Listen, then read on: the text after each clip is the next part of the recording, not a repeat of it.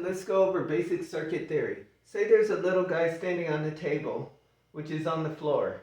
If he jumps off the table, he lands on the floor. It's a little energy created due to gravity. Okay?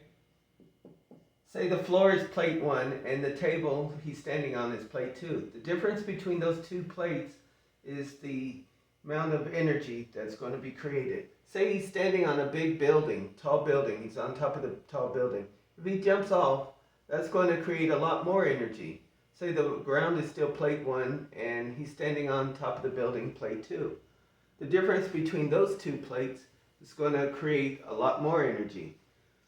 Same thing happens in a battery, say a 9-volt battery. You have a little terminal on top and a big one. The little one's ironically positive and the big one's negative. They have two plates going down into the battery you can't see. And the battery is filled with chemical that stores the energy. So this positive is trying to make its way to the negative. But it can't because there's no space there. There's nothing connecting them to. Say we have a C or D type battery. Or we could say, we could still call it 9 volts.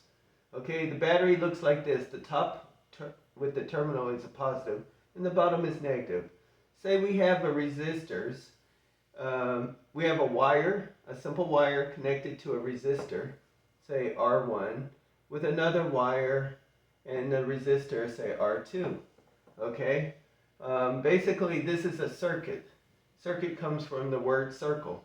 Now, positive is trying to get to the negative, so it's going to go through the wire, through resistor 1, through another wire, through resistor 2, through another wire, and come back to the bottom of the battery. Okay?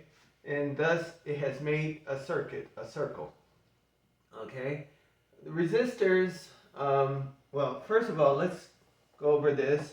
Say there is water with a current flow of water. Okay? How fast the water flows is called current. Current is how fast something flows. How fast something flows. Okay? River, it's how fast water flows. In electronics, say a wire, it's how fast charge flows. But it's still current. In electronics, current, in a car, you have how fast the car goes is miles per hour. In electronics, it's amperes or amps. Okay? But that's basically how it works. A resistor, by the way, resists the flow of the river. Say you have a funnel.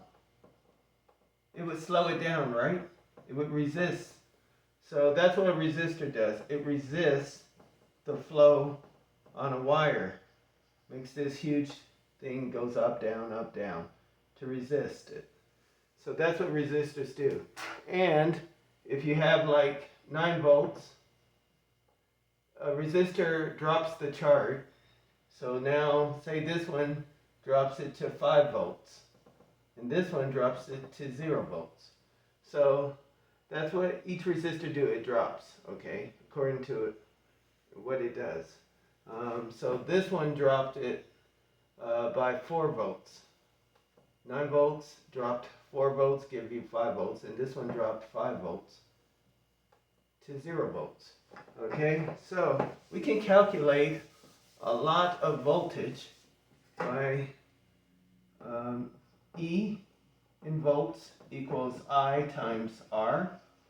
I is current, R is resistance, E is voltage. And like miles per hour, E is in volts, current is in amperes, and resistance is in ohms, spelled O-H-M. Okay? And P is power in watts. It's in watts. Power is in watts equals I times E. You can calculate that. Since we know E is IR, we could say equals I times IR, which we can shorthand called I squared R. So that's how all that works. And that's basic circuit theory. There's a lot more, but this is everything that you really need to know.